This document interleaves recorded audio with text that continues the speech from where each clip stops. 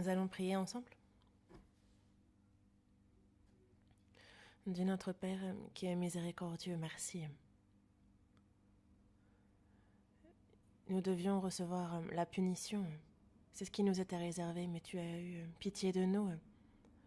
Et par le sang précieux versé par Jésus-Christ, nos péchés ont été réglés éternellement. Et c'est sans aucun mérite de notre part, c'est gratuitement que tu nous as justifiés et que tu nous donnes l'assurance de ce salut durant notre vie. À cette heure, que le Saint-Esprit soit avec nous et que nous puissions connaître en toi, Seigneur, comment il nous convient de vivre notre vie de foi. Sois avec nous, aide-nous, nous nous confions entièrement à toi. Nous avons prié au nom du Seigneur Jésus-Christ. Amen.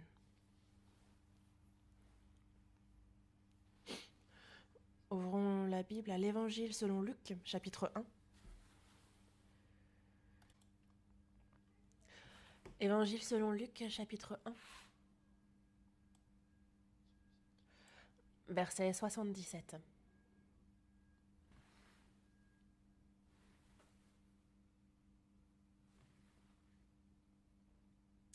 Je vais lire.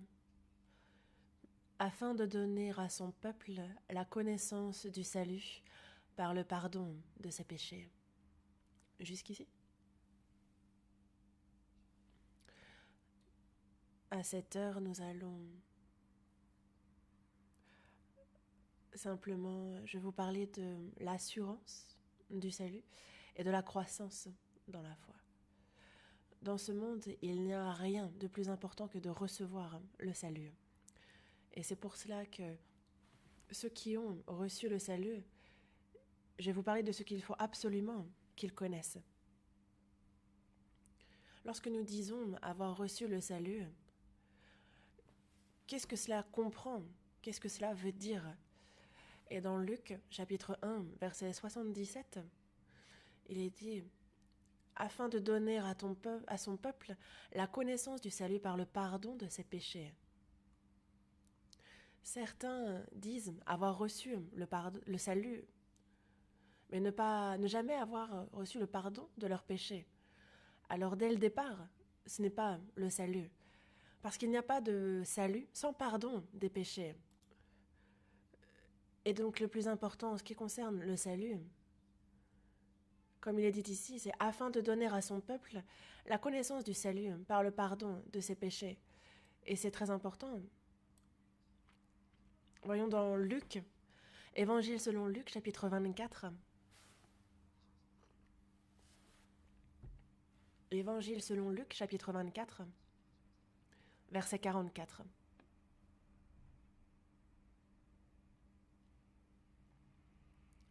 Puis il leur dit « C'est là ce que je vous disais lorsque j'étais encore avec vous, qu'il fallait que s'accomplisse tout ce qui est écrit de moi dans la loi de Moïse, dans les prophètes et dans les psaumes. »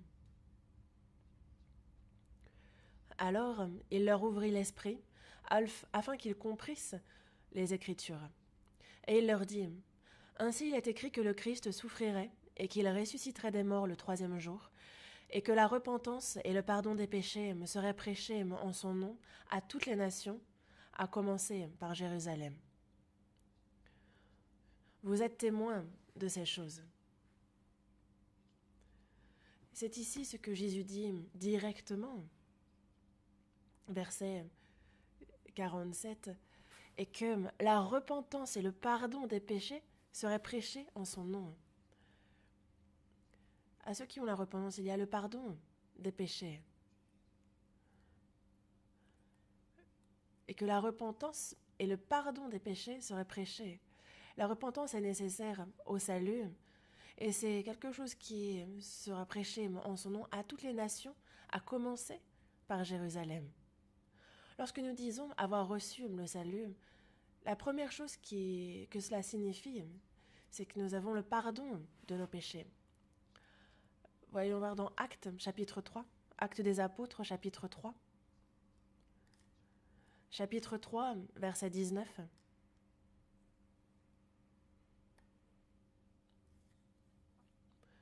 Repentez-vous donc et convertissez-vous pour que vos péchés soient effacés. Repentez-vous donc et convertissez-vous pour que vos péchés soient effacés. Ceux qui se repentent et se convertissent, alors le problème des péchés est réglé. Leurs péchés sont effacés. Pour ce qui est du pardon des péchés qui soient effacés, c'est le fondement, c'est la problématique de base du salut. Éphésiens, chapitre 1, verset 7. Éphésiens, chapitre 1, verset 7. En lui, nous avons la rédemption par son sang, la rémission des péchés, selon la richesse de sa grâce. C'est un salut par le pardon des péchés, mais qu'est-ce que cela signifie? C'est la rédemption par son sang, la rémission des péchés. C'est par son sang seulement qu'il y a la rédemption et que nous avons pu la recevoir. Quand nous disons avoir reçu le salut, il est certain que nous avons reçu le pardon de nos péchés. Voyons dans Colossiens, chapitre 1. Colossiens, chapitre 1, verset 13.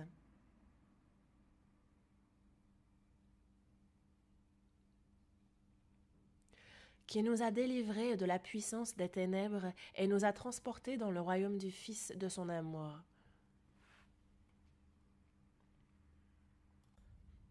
En qui nous avons la rédemption, la rémission des péchés. Nous étions sous la puissance des ténèbres, sous la puissance de Satan, et c'est de là que Dieu nous a délivrés. Et il nous a transportés dans le royaume du Fils de son amour.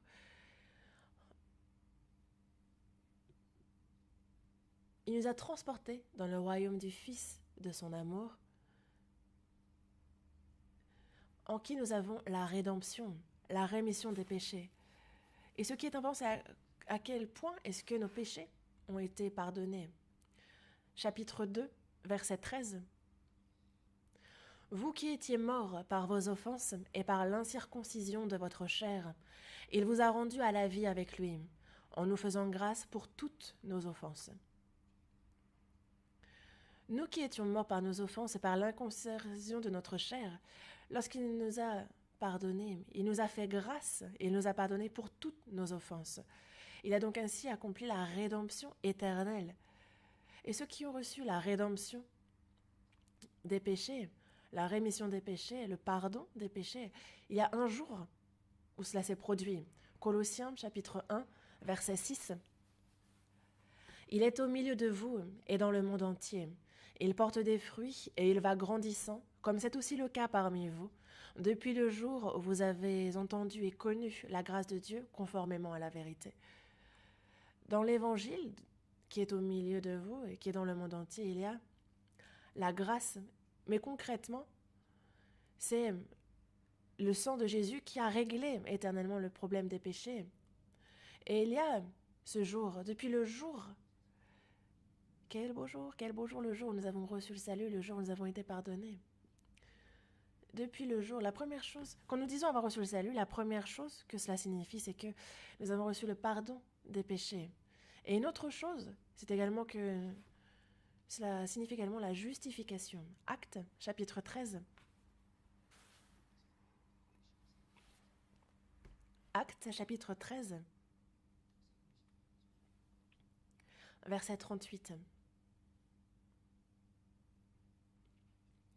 Sachez donc, hommes, frères, que c'est par lui que le pardon des péchés vous est annoncé, et que quiconque croit est justifié par lui de toutes les choses dont vous ne pouviez être justifiés par la loi de Moïse.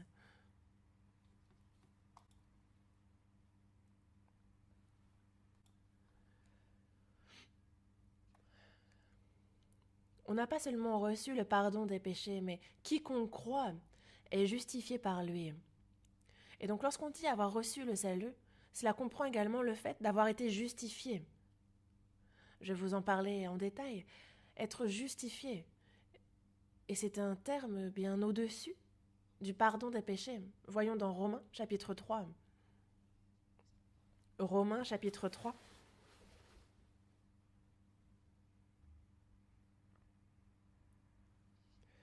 verset 21. Mais maintenant, sans la loi est manifestée la justice de Dieu, à laquelle rendent témoignage la loi et les prophètes. Justice de Dieu par la foi en Jésus-Christ pour tous ceux qui croient. Il n'a point de distinction. Verset 24. Et ils sont gratuitement justifiés par sa grâce, par le moyen de la rédemption qui est en Jésus-Christ. Voyons un peu.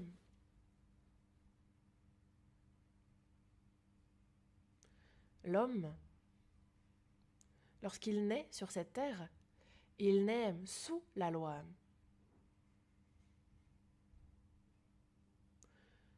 Il naît sous la loi et il naît pécheur. Il vit sa vie et continuellement il enfreint la loi de Dieu. Il est donc sous la malédiction de la loi. Et ce qui lui est réservé, c'est la chute, la perdition éternelle. Mais il y a au-dessus de la loi Dieu, qui pour le salut des hommes est venu sur cette terre. Et Dieu sur terre, c'est Jésus. Et Jésus est au-dessus de la loi. Mais pour le salut des hommes, il a été fait homme. Il est devenu homme. Et la raison pour laquelle Jésus est descendu sous la loi, c'est afin de nous en délivrer. Jésus est mort sur la croix et il y a versé son sang. Et sa mort et le sang qu'il a versé sur la croix, c'est que nous, durant toute notre vie, on est sous la loi et on pêche. Et il est mort afin que tous ces péchés soient effacés. C'est par le sang qu'il a versé sur la croix qu'il a ainsi réglé le problème des péchés. Et à cause de ces péchés, je suis né pécheur, mais grâce à Jésus, je suis devenu sans péché. Je suis devenu non coupable. Et donc, nous sommes devenus des personnes qui n'ont aucun péché. Alors que la loi, il fallait l'observer complètement, entièrement, mais cela nous était impossible. Jésus est donc venu parfaire ce qui nous était impossible. Et parce que lui a observé parfaitement la loi, il est devenu notre justice. Ainsi, il est mort sur la croix, il a ressuscité, et ainsi, il n'a pas simplement payé le salaire de nos péchés, il a également observé parfaitement la loi de Dieu, et c'est ce qui fait qu'il est mort, il a ressuscité, et sa résurrection fait de lui notre justice. Et c'est pour cela, c'est grâce à Jésus que ceux qui croient en lui, ils n'ont pas seulement plus de péché, mais ils sont également considérés comme ceux qui ont observé parfaitement la loi. Pour parler simplement, imaginez un caporal qui est rétrogradé et qui va en prison pour soldat de deuxième classe, mais il y a le président qui l'acquitte et le libère et qui lui dit, il lui fait grâce et lui dit tu n'as rien commis. Et c'est la même chose, il est devenu ensuite par exemple général. Nous aussi en fait, cette justification, c'est le fait de devenir général à 4 étoiles. Nous n'avons pas seulement été acquittés, nous avons également été libérés. Et l'évangile, c'est la mort de Jésus, sa résurrection qui a réglé le problème de nos péchés. Mais pas seulement. Désormais, nous sommes considérés comme des personnes ayant observé parfaitement la loi grâce à Jésus. La mort et la résurrection de Jésus nous permettent immédiatement d'aller au paradis, au royaume des cieux, et pas seulement. Par la mort et la résurrection de Jésus, nous avons été justifiés grâce au pardon de nos péchés. Mais la mort et la résurrection de Jésus, c'est le Saint-Esprit qui nous permet d'y croire. Et l'Esprit, c'est un esprit d'adoption.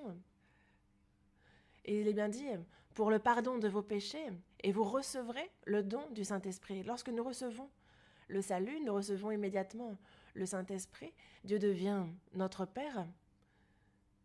Et par cet esprit d'adoption, nous devenons ses fils. Vous avez reçu, dans Romains chapitre 8, verset 15, il est bien dit, vous avez reçu un esprit d'adoption par lequel nous crions « Abba, Père ». Et donc une personne sauvée n'est pas seulement non coupable, elle n'est pas seulement juste, elle est également enfant de Dieu. Et c'est être juste est un terme bien plus haut que d'être sans péché. Et être enfant de Dieu, fils de Dieu, est encore un terme bien plus élevé que juste. Tu es sans péché, tu as observé toute la loi. Mais au-delà de ça, ce qui est bien plus grand, c'est d'être fils de Dieu.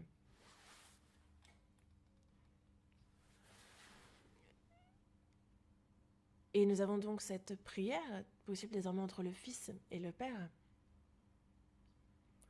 Cherchons dans la Bible, dans Éphésiens chapitre 1, verset 13.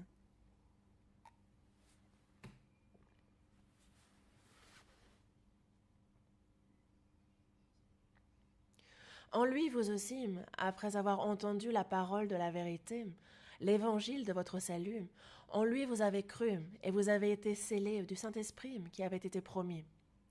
Vous avez entendu la parole de la vérité, l'évangile de votre salut. Nous avons ainsi été scellés du Saint-Esprit. C'est l'esprit d'adoption. Et lorsque nous disons donc être sauvés, nous avons reçu le pardon des péchés, nous avons été justifiés, nous avons reçu le Saint-Esprit. Cela signifie la même chose. Et aussi parce que le Saint-Esprit est l'esprit d'adoption, nous sommes également devenus fils de Dieu. Cela comprend tout cela. On va voir dans Romains, chapitre 8, verset 15. Romains, chapitre 8, verset 15.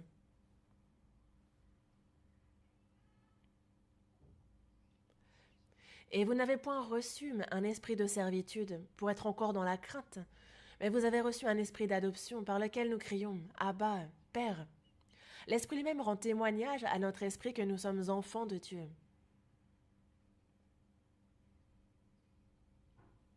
Et lorsque nous disons être sauvés, nous avons reçu le pardon des péchés, nous avons été justifiés, nous avons reçu le Saint-Esprit, nous sommes devenus fils de Dieu. Et lorsque le Saint-Esprit entre en nous, c'est par la mort et la résurrection de Jésus-Christ que c'est le Saint-Esprit qui nous a permis de comprendre cet amour. Et donc cela comprend aussi qu'on a compris l'amour de Dieu. On va voir dans Romains, chapitre 5, verset 5. Or, l'espérance ne trompe point, parce que l'amour de Dieu est répandu dans nos cœurs par le Saint-Esprit qui nous a été donné. Et lorsque on dit être sauvé, revient à dire que nous avons compris l'amour de Dieu. Son amour est répandu dans nos cœurs par le Saint-Esprit. La mort et la résurrection de Jésus nous montrent bien à quel point est-ce que Dieu nous a aimés, qu'il a été jusqu'à mourir pour nous. Et lorsque nous disons être sauvés, avoir reçu le salut, cela revient à dire que nous avons compris son amour. Et dire avoir reçu le salut revient également à dire avoir reçu la vie éternelle. Jésus est la vie éternelle. Et lorsque nous recevons le salut, lorsque nous naissons de nouveau, nous sommes devenus ceux qui ont reçu la vie éternelle. Avoir reçu la vie éternelle. Et nous sommes donc, lorsque nous sommes nés de nouveau, nous sommes devenus fils de Dieu et également sacrificateurs. Dans Apocalypse, chapitre 1, verset 5, il dit qu'il a fait de nous un royaume, des sacrificateurs pour Dieu, son Père.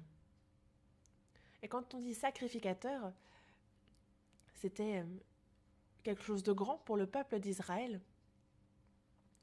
Ce sont les sacrificateurs qui directement servent Dieu.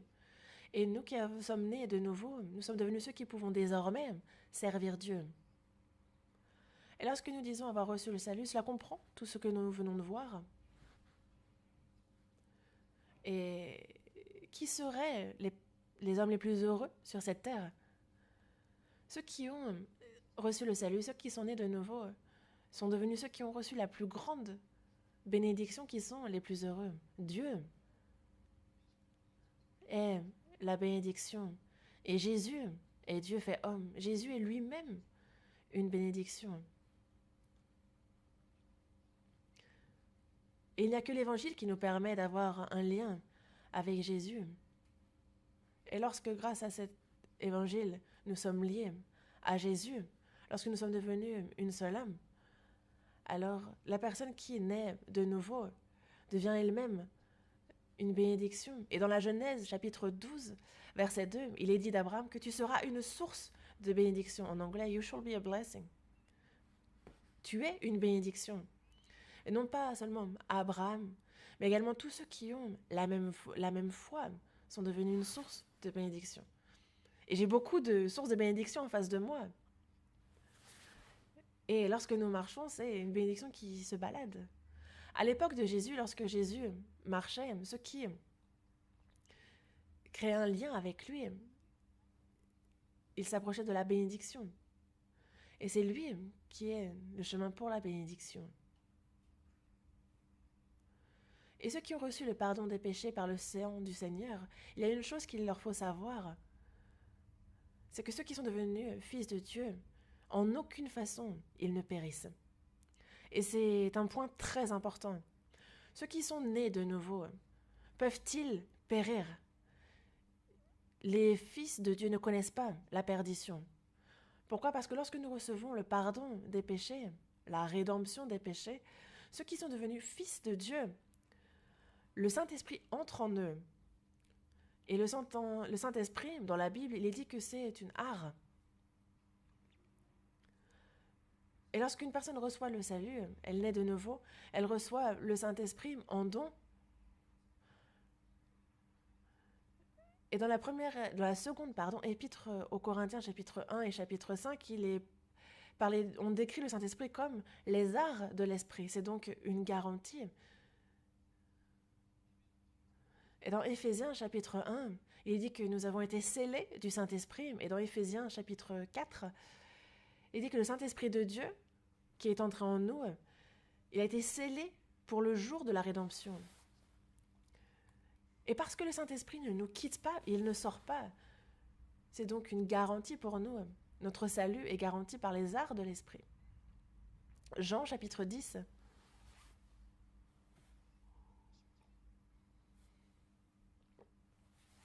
Jean, chapitre 10, verset 28.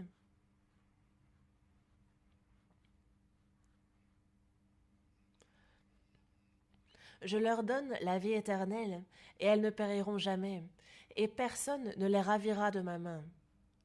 Mon Père, qui me les a donnés, est plus grand que tous, et personne ne peut les ravir de la main de mon Père.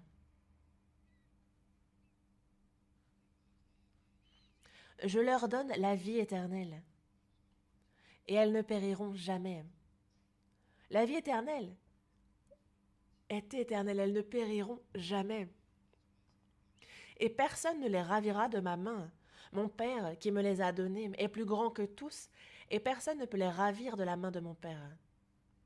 Ainsi, ceux qui ont reçu le salut, ceux qui ont la vie éternelle, ne peuvent pas se la voir ôtée. Romains chapitre 8. L'apôtre Paul confirme cela. Romains chapitre 8, verset 33. Qui accusera les élus de Dieu? C'est Dieu qui justifie. Qui les condamnera? C'est Christ. Christ est mort. Bien plus, il est ressuscité. Il est à la droite de Dieu et il intercède pour nous.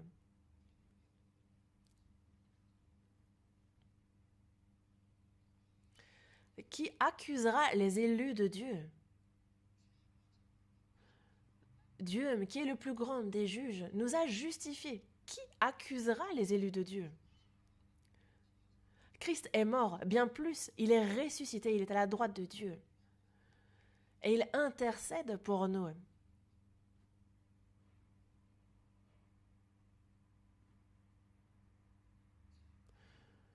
Le plus grand des juges, qui est Dieu, nous a dit juste. Il nous considère comme justes. Lui qui est le plus élevé, il nous justifie. Qui qui nous accusera, qui nous condamnera alors? Et l'apôtre Paul continue en disant, verset 38, « Car j'ai l'assurance que ni la mort, ni la vie, ni les anges, ni les dominations, ni les choses présentes, ni les choses à venir, ni les puissances, ni la hauteur, ni la profondeur, ni aucune autre créature ne pourra nous séparer de l'amour de Dieu manifesté en Jésus-Christ notre Seigneur. »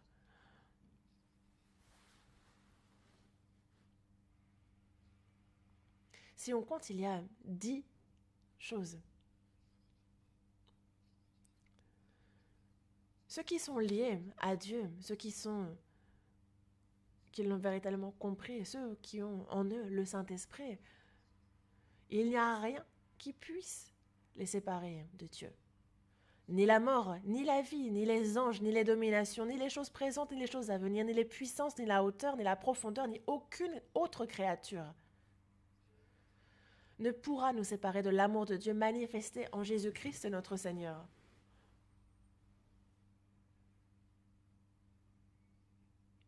Ceux qui ont reçu le salut, et on nous dit bien ici que leur salut est assuré et garanti.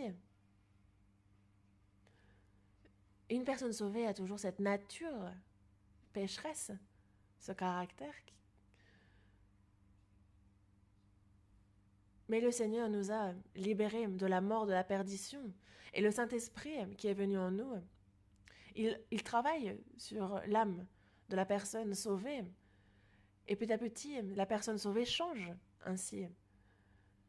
Et c'est une réalité, cette nature pécheresse diminue, s'efface, se floute. Il est très important de savoir que l'homme sauvé ne périt jamais. Mais ce qui est sûr, c'est que toute personne sauvée passe par des épreuves.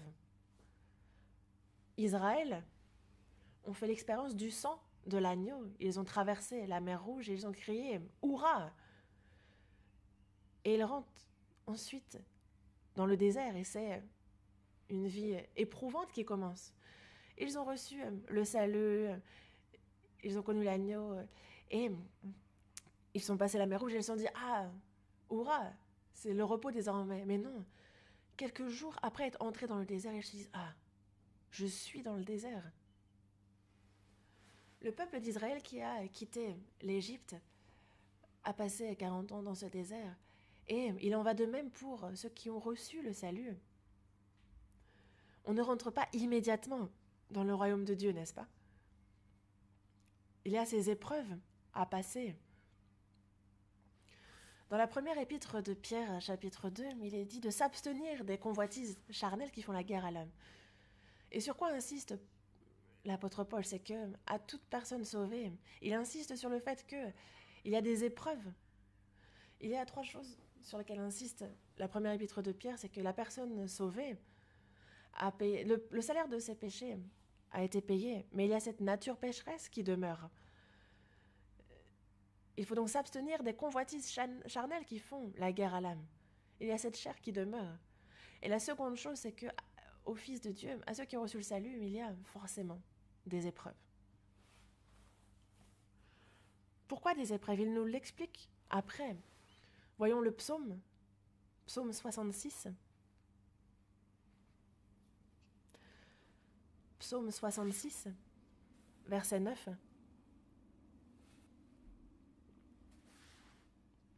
Verset 9. Il a conservé la vie à notre âme, et il n'a pas permis que notre pied chancelât. Dieu a conservé la vie à notre âme, et il n'a pas permis que notre pied chancelât. Le Seigneur tient fermement notre âme, l'âme de ceux qui sont sauvés. Mais afin de faire que ceux qui sont sauvés puissent vivre correctement en tant que fils de Dieu, la meilleure voie pour qu'ils lui ressemblent toujours davantage, c'est de passer à travers les épreuves. Voyons le verset 10. Car tu nous as éprouvés, ô Dieu, tu nous as fait passer au creuset comme l'argent. Tu nous as amenés dans le filet, tu as mis sur nos reins un pesant fardeau. Tu as fait monter des hommes sur nos têtes. Nous avons passé par le feu et par l'eau, mais tu nous en as tirés pour nous donner l'abondance.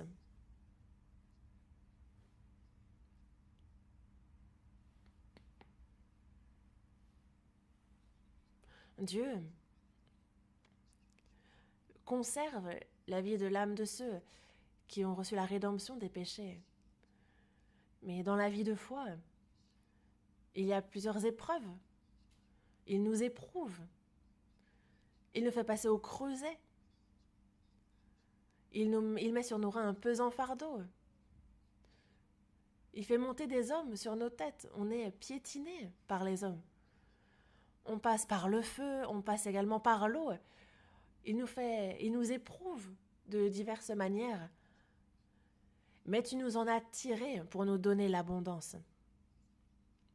Ceux qui ont reçu la rémission des péchés, pourquoi se retrouvent-ils dans le désert? C'est que nous avons encore cette chair et ces épaisseurs de chair qui demeurent. Et nous sommes éprouvés afin de nous en dépouiller. Pour Jacob aussi, il a reçu la bénédiction. Mais son grand frère, Ésaü, a cherché à le tuer. Et certes, il vient de recevoir la bénédiction, mais il se retrouve face à une difficulté. Il fuit vers Beersheba. Il faut qu'il aille jusqu'à Charan. Il prend une pierre et s'en fait un oreiller et il s'endort. Il a quitté son père, sa mère, et c'est bien la première fois, et il marche ainsi seul. Il y a les étoiles qui brillent, mais il n'y a rien d'autre. Il a, pour oreiller une pierre, le ciel s'ouvre, et il y a une échelle, et des anges qui font des allers-retours sur cette... et c'est bien une bénédiction de Dieu. Et Dieu lui dit, ne crains point, je suis avec toi. Je te garderai partout où tu iras, et je te ramènerai dans ce pays, car je ne t'abandonnerai point que je n'ai exécuté ce que je te dis. Et c'est pour cela que, après avoir été béni par Dieu, Jacob,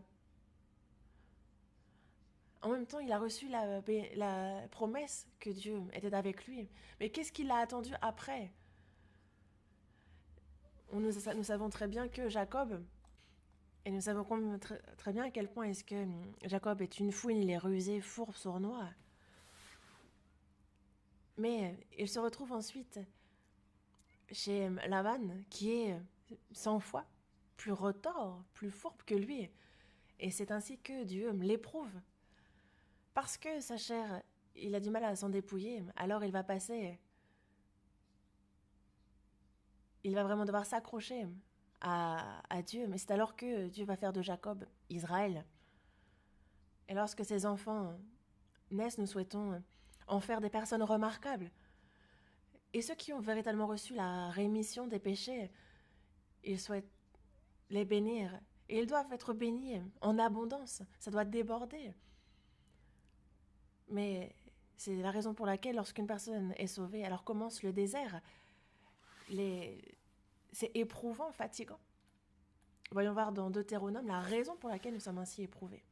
Deutéronome chapitre 8.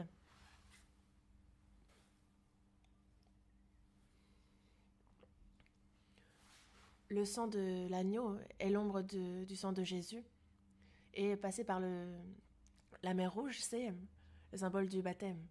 Et ceux qui ont connu le sang de Jésus et qui ont connu le baptême, est-ce que désormais ils réussissent en toutes choses? Est-ce qu'ils vont connaître le succès partout?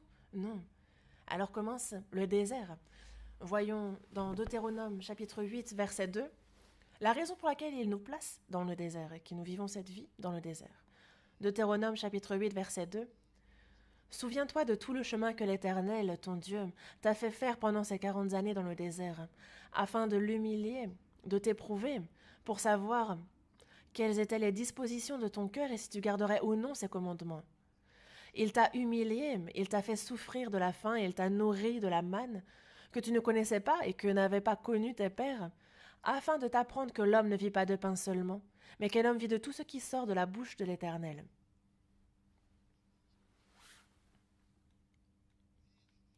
Pourquoi Dieu nous fait-il marcher dans le désert? Souviens-toi de tout le chemin que l'Éternel ton Dieu t'a fait faire pendant ces 40 années dans le désert. La première des raisons, c'est afin de t'humilier. C'est afin que l'on s'humilie. Mais lorsque nous avons reçu le salut, il y a encore des choses qui ne sont pas droites dans notre vie, des péchés que nous commettons. Mais parce que Dieu utilise ceux qui sont humbles, il entreprend de nous humilier, afin de l'humilier et d'en faire de l'or pur. C'est la raison pour laquelle il nous éprouve constamment. Et de t'éprouver pour savoir quelles étaient les dispositions de ton cœur et si tu garderais ou non ses commandements.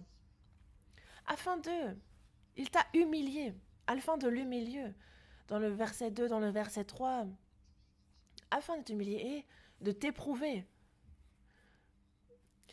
Il t'a fait souffrir de la faim, il t'a nourri de la manne que tu ne connaissais pas et que n'avaient pas connu tes pères, afin de t'apprendre que l'homme ne vit pas de pain seulement, mais que l'homme vit de tout ce qui sort de la bouche de l'Éternel.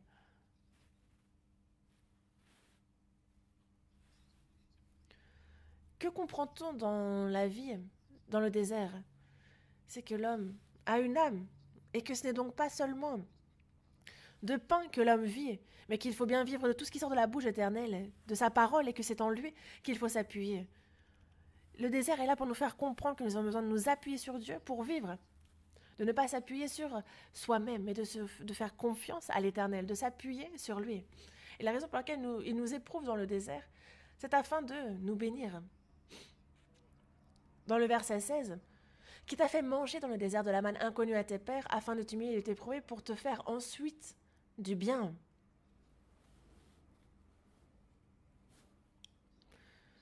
La raison pour laquelle il nous accorde le désert, c'est afin d'ensuite nous faire du bien, c'est pour nous donner des bénédictions éternelles.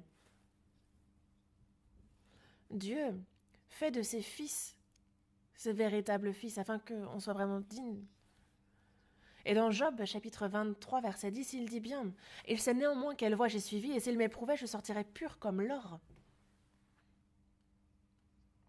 Même sauvé, l'or est de l'or, mais il y a beaucoup de scories sur cet or. Il faut le mettre dans le feu, l'en retirer, le remettre et le retirer encore, pour que cet or sorte pur. Nous avons les mêmes épreuves dans lesquelles Dieu nous place. Et donc ne pensez pas que le salut accorde le succès dans tout ce que nous entreprenons, et sous tout aspect. Non. Il nous faut savoir que nous sommes face aux épreuves et ça nous permet de mieux vivre et de mieux appréhender notre vie de foi.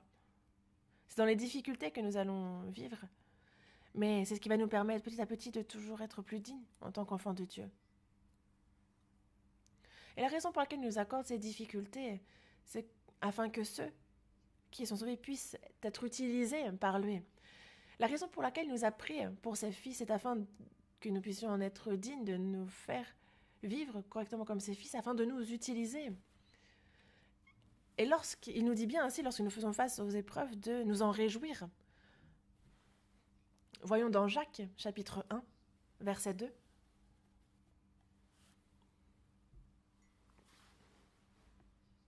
Verset 2. Mes frères, regardez comme un sujet de joie complète les diverses épreuves auxquelles vous pouvez être exposés, sachant que l'épreuve de votre foi a produit la patience. Mais il faut que la patience accomplisse parfaitement son œuvre, afin que vous soyez parfaits et accomplis, sans faillir en rien. Mes frères, regardez comme un sujet de joie complète les diverses épreuves auxquelles vous pouvez être exposés. Ce n'est pas des probabilités, vous y serez confrontés. Lorsque vous serez exposés à ces diverses épreuves, sachez que, elles sont là, et regardez comme un sujet de joie complète ces diverses épreuves, sachant que l'épreuve de votre foi produit la patience. Mais il faut que la patience accomplisse parfaitement son œuvre afin que vous soyez parfaits et accomplis sans faillir en rien. Le Seigneur éprouve ceux qui ont reçu le salut.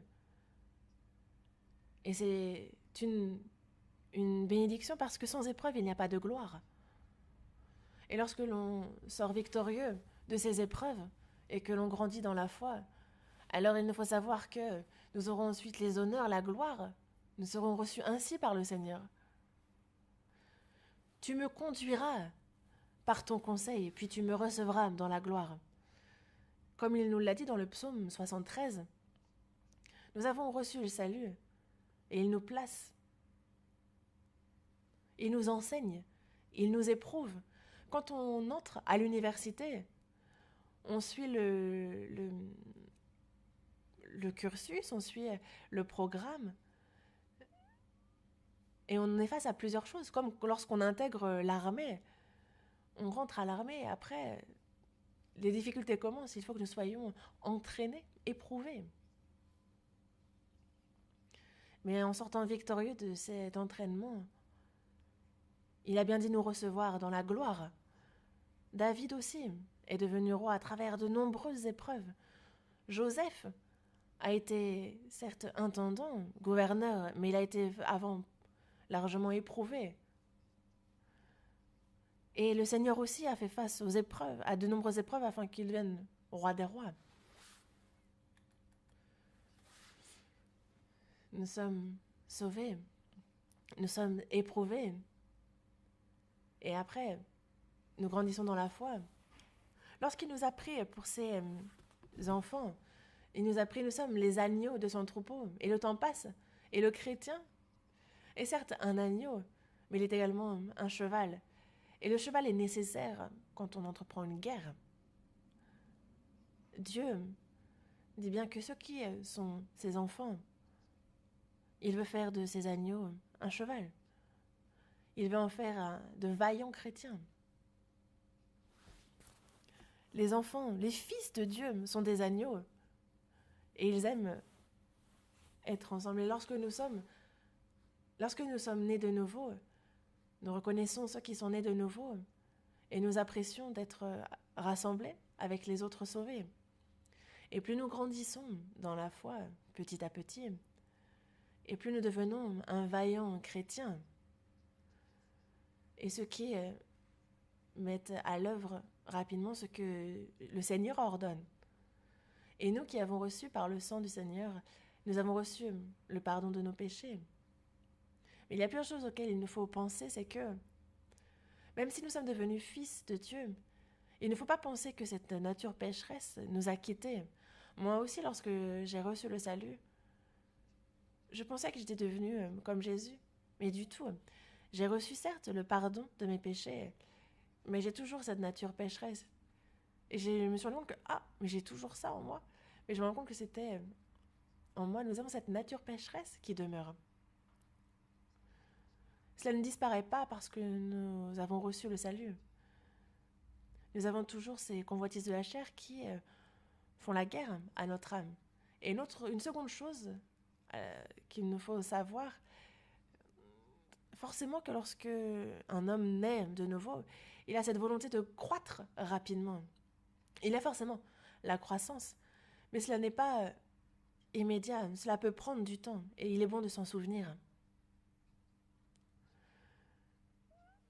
On vient de naître de nouveau et on voudrait vivre comme quelqu'un qui est né sauvé depuis 10 ans. Attention. Moi aussi, après mon salut, j'ai vu plusieurs personnes se rendre dans des réunions de personnes qui étaient grandes dans la foi, comme si on allait pouvoir grandir d'un coup. Non, il y a un temps de croissance. Voyons dans les Proverbes. Proverbes chapitre 28, verset 22.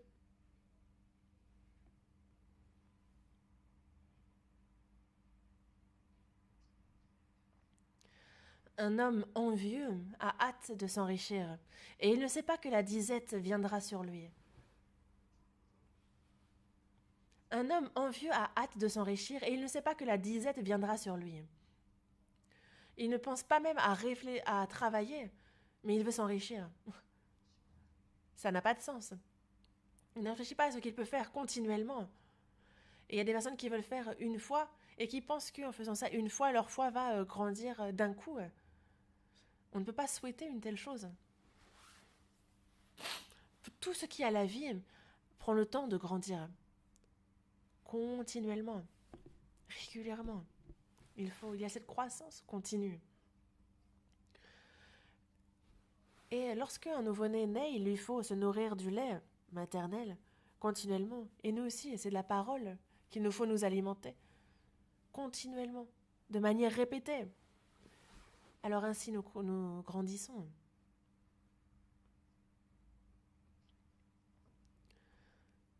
Et donc ceux qui viennent de recevoir le salut, évidemment qu'ils sont différents de ceux qui ont vécu leur vie de foi pendant 10 ans de manière régulière, continue. Évidemment que c'est différent. Le temps passe et petit à petit, il est fait en sorte que nous grandissions, que nous croissions. Mais c'est vrai qu'il est simple d'être perturbé, d'être trompé, d'être tenté, d'être séduit par les paroles des autres. Et même si je suis sauvée, si quelqu'un murmure à côté de chez moi et donc je peux chanceler, mon cœur peut chanceler. Et par exemple, des personnes témoignent et disent « Ah, depuis que je suis sauvée, c'est vraiment la paix en moi. » Et certains disent oh, « Mais moi, c'est pas du tout là, je suis pas du tout en paix. Est-ce que ce ne serait pas que je n'ai pas reçu le salut ?» Et il y en a qui disent « Ah là là, je suis tellement éprouvée dans la foi, c'est bon, je grandis. » Et une personne qui entend ce témoignage pourrait dire « Oh, mais pourquoi est-ce que moi, je n'ai pas tant d'épreuves ?» Et donc, ce sont finalement les paroles des autres qui peuvent nous faire chanceler. Mais le temps passe. Et alors, petit à petit, on apprend. Lorsque nous recevons le salut, il y a l'évangile qui est semé dans le cœur de cette personne, mais les autres choses ne sont pas encore accomplies. Et donc, il est facile de tanguer.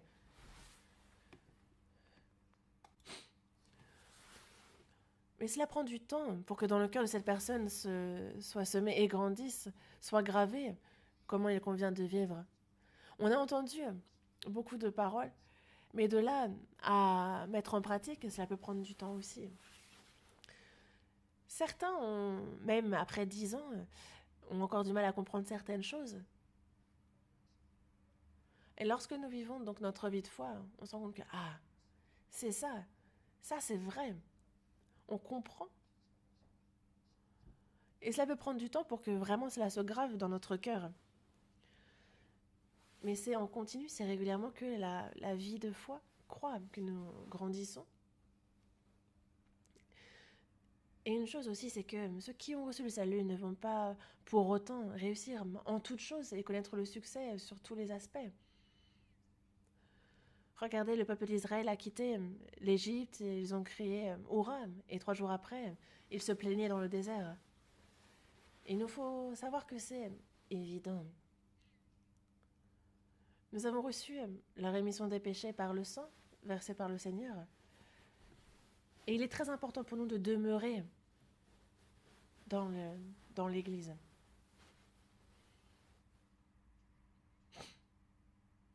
Ceux qui ont reçu le pardon des péchés par le sang du Seigneur, s'ils demeurent dans l'Église, alors ils peuvent être précieusement utilisés par Jésus. Un enfant qui vient au monde et qui demeure dans les bras de sa mère et qui est nourri, qui est dans cette famille et qui grandit tout à fait normalement, c'est la même chose en fait. Si le chrétien demeure dans l'Église de Jésus, alors le Seigneur va lui donner ce dont il a besoin pour grandir et il va faire en sorte qu'il puisse grandir comme il faut.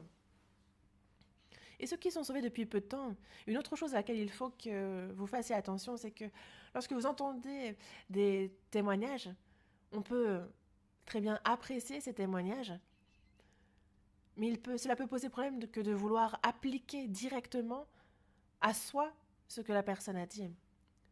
Par exemple, il y a une sœur qui a témoigné et qui dit « Ah, depuis mon salut, je suis devenue courageuse et vraiment j'ai tout fait et j'ai vraiment pris, j'ai tiré, j'ai poussé mon mari à venir écouter la parole.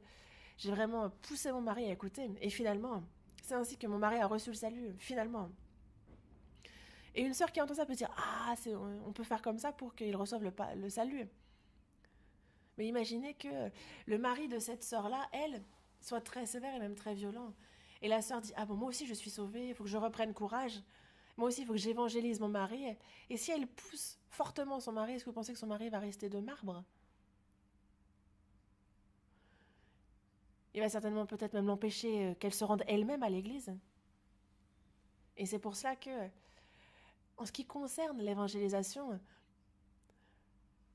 si on essaye d'appliquer tel quel le témoignage d'autres personnes sur la manière dont ils ont évangélisé, cela peut finalement poser un plus grand problème. Le témoignage, il faut bien le garder, mais il faut faire attention en matière de l'appliquer à soi. Il est également bon de bien discuter avec les prédicateurs sur l'évangélisation, dans le sens où cela peut poser problème d'appliquer directement quelque chose à soi. Et après le salut, le temps passe un peu, 1 an, 2 ans, 5 ans, le temps passe, et l'on a de l'assurance qui naît. Et c'est vrai qu'au tout début, à notre salut, nous étions très précautionneux, nous étions très prudents. Le temps passe, et il faudrait faire d'autant plus attention, être d'autant plus prudent. Mais il arrive que le cœur se relâche. Et si, après le salut, on est prudent, il le faut l'être d'autant plus avec le temps qui passe. Parce que le temps passe, on se dit, tiens, moi je connais ça, je commence à voir. Et il nous faut être prudent pour éviter de juger ou de critiquer. Et il nous faut éviter il n'est pas correct devant Dieu de critiquer, de parler en mal de frères et sœurs. Et parce que moi, je suis sauvée, j'ai aussi également grandi dans la foi, je ne peux pas agir à la légère et cela peut nuire à autrui. Et donc plus le temps passe après notre salut, et plus il nous faut nous humilier et également nous prendre en main les faiblesses, les imperfections des frères et sœurs plus faibles. Il nous faut donc être constamment prudent, même davantage, après le salut. Vivre sa vie de foi de manière comme une habitude. Le danger est que cela ne soit pas lié à Dieu. La vie de foi a besoin d'habitude sur certains aspects, mais le cœur, lui, ne doit pas agir de manière habituée. Il faut qu'il soit constamment éveillé. Et on ne peut pas non plus feindre de tout connaître une fois que nous sommes sauvés. Il y a tellement de choses que nous ignorons. Moi, je sais ce que j'ai à savoir. À partir du moment où on se dit une telle chose, alors on commence à faire demi-tour. On va voir dans Proverbes. Proverbes chapitre 26, verset 12.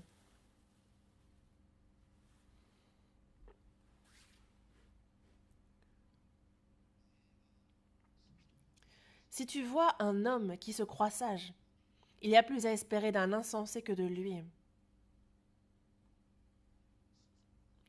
Si tu vois un homme qui se croit sage, il y a plus à espérer d'un insensé que de lui. Un homme qui se croit sage, à partir de ce moment-là, il n'apprend plus rien. Et une autre chose également, c'est qu'à ceux qui sont sauvés, les années passent, et il ne faut pas non plus se dire où j'en suis, c'est suffisant. Dans la vie de foi, on avance ou on recule. On progresse ou on régresse. Et c'est comme les poissons dans l'eau, ils avancent. Et nous aussi, il nous faut constamment grandir, croître dans la foi. On ne peut pas s'arrêter, s'immobiliser. Et quoi que disent les autres, on continue. Et les gens se disent alors, ah vraiment, sa foi se développe. 1 an après, 2 ans après, 3 ans après, on se dit vraiment, ah cette personne vraiment grandit dans la foi. Afin que les autres doivent pouvoir le ressentir. Il faut qu'il y ait cette progression dans la foi. Et il y a certaines personnes, les années passent et c'est moins... Il faut toujours se dire, il faut toujours garder à l'esprit que le Seigneur peut venir demain, parce que sinon le cœur se relâche. Et ceux qui ont reçu le salut et dont les années ont beaucoup passé, ce serait faux que de se dire qu'on est indispensable à l'Église. Même si je ne suis pas là, l'Église tourne. Le seul problème, c'est que cela me nuit à moi personnellement. Après notre salut, il nous faut continuellement grandir comme il se doit dans la foi. Mais ce qui est principalement central, ce qui est très important, c'est de demeurer dans le Seigneur. Ceux qui demeurent dans le Seigneur ne connaîtront pas la honte. On va voir dans la première épître de Jean, chapitre 2, verset 28.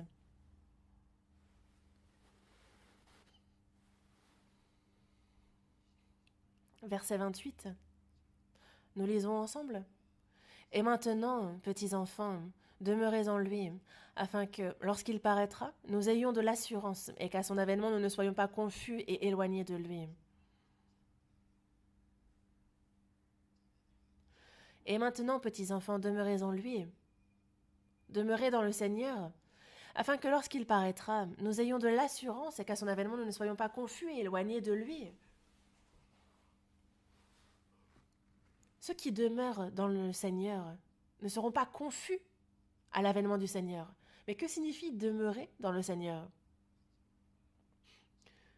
Que signifie le sarment qui est attaché au cep? Ceux qui demeurent dans le Seigneur, il change. Et pourquoi est-ce que cela ne marche pas pour certains? C'est parce que la personne ne sait pas en quoi consiste véritablement de demeurer dans le Seigneur. En quoi consiste de demeurer dans le Seigneur, finalement? Une personne sauvée, il faut qu'elle grandisse dans la foi, c'est ce qui est normal. Le Seigneur est le cep et nous sommes les sarments. Dans Jean chapitre 15, comme il est dit dans ce chapitre, Jésus est le cep, le Seigneur est le cep et nous sommes les sarments. Nous sommes donc alimentés lorsque nous sommes attachés. Il est dit que nous portons naturellement du fruit. Mais en quoi consiste de demeurer dans le Seigneur? On va voir dans le psaume 133, c'est un passage qui va nous expliquer très clairement et simplement en quoi cela consiste. Psaume 133.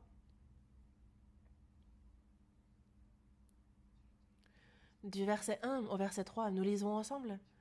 Voici, oh, qu'il est agréable, qu'il est doux pour des frères de demeurer ensemble. C'est comme l'huile précieuse qui, répandue sur la tête, descend sur la barbe d'Aaron, qui descend sur le bord de ses vêtements. C'est comme la rosée de l'Hermon qui descend sur les montagnes de Sion, car c'est là que l'Éternel envoie la bénédiction, la vie pour l'éternité. Demeurez en lui. Alors vous ne serez point confus.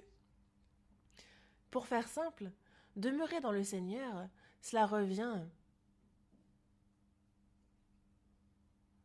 pour des frères, pour ceux qui ont été sauvés, qui ont reçu le pardon des péchés par le sang du Seigneur, de demeurer ensemble. Il y a donc les frères qui demeurent ensemble, être unis et demeurer ensemble. L'union, le premier lieu où c'est utilisé dans la Bible, c'est pour le mariage, c'est pour le couple. Lorsqu'un couple est uni, c'est de là qu'on parle de l'union.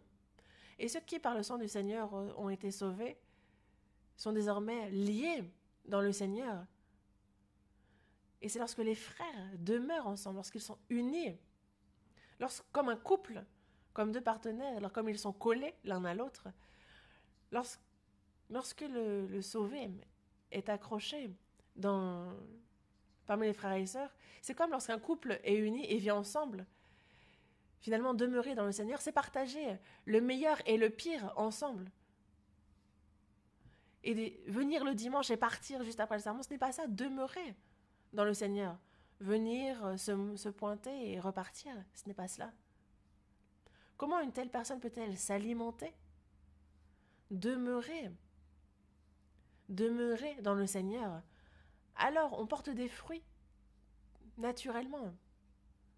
En quoi consiste de demeurer dans le Seigneur? C'est de demeurer ensemble, avec les frères, unis, et de demeurer ensemble. C'est comme l'huile précieuse qui est répandue sur la tête, descend sur la barbe d'Aaron, qui descend sur le bord de ses vêtements. C'est comme la rosée de l'Hermon qui descend sur les montagnes de Sion. Et une fois qu'on demeure ensemble, qu'on demeure dans le Seigneur, c'est comme l'huile précieuse qui est répandue sur la tête, descend sur la barbe d'Aaron et qui descend sur l'épaule de ses vêtements. L'huile précieuse, c'est l'ombre, ça symbolise le Saint-Esprit. Et ceux qui demeurent ensemble expérimentent vraiment l'œuvre du Saint-Esprit. C'est comme la rosée de l'Hermon qui descend sur les montagnes de Sion. Qu'est-ce que la rosée? C'est la grâce. Ceux qui sont unis et qui demeurent ensemble, alors il y a cette grâce que Dieu donne et on en fait l'expérience, on en fait vraiment l'expérience de Dieu. Et quelle est la preuve que cette personne a véritablement reçu la vie éternelle? Venir le dimanche et repartir et fuir juste après. Ce n'est pas ça. La véritable preuve de la vie éternelle, c'est que c'est partager le meilleur et le pire, le destin avec les autres frères et sœurs, c'est de demeurer ensemble. Cette personne-là a vraiment la vie, c'en est la preuve. Et c'est à travers une telle personne que la vie est prêchée, que la vie éternelle est annoncée et que d'autres reçoivent le salut. Car c'est là que l'Éternel envoie la bénédiction, la vie pour l'éternité. C'est là que l'Éternel envoie. Et lorsque nous disons avoir reçu le salut, ceux qui ont reçu le salut entendent souvent qu'il faut demeurer dans le Seigneur. Mais même en l'entendant souvent, ils ne l'appliquent pas. Si on demeure, on est alimenté par le Seigneur. Et il est fait que cette personne alors va forcément changer. Et il y a des fruits qui seront portés par cette personne. Mais pourquoi est-ce que la personne ne change pas? Pourquoi ne porte-t-elle pas de fruits? C'est qu'elle ne demeure pas dans le Seigneur, alors qu'il faut absolument demeurer dans le Seigneur. On va voir une dernière chose. En fait, si on essaie d'expliquer différemment,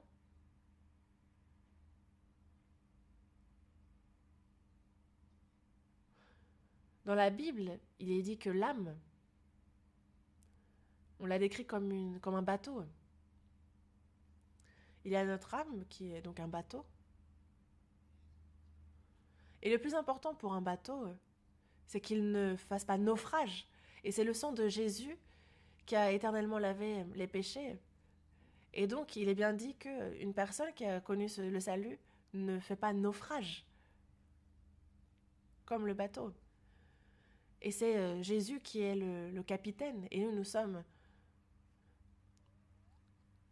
Il faut qu'on le reconnaisse en toute chose, alors il aplanira nos sentiers. Et on a donc cette encre qui est l'espérance. Et il y a un gouvernail qui détermine la direction empruntée. Et donc que l'on vive ou que l'on meure, c'est pour le Seigneur.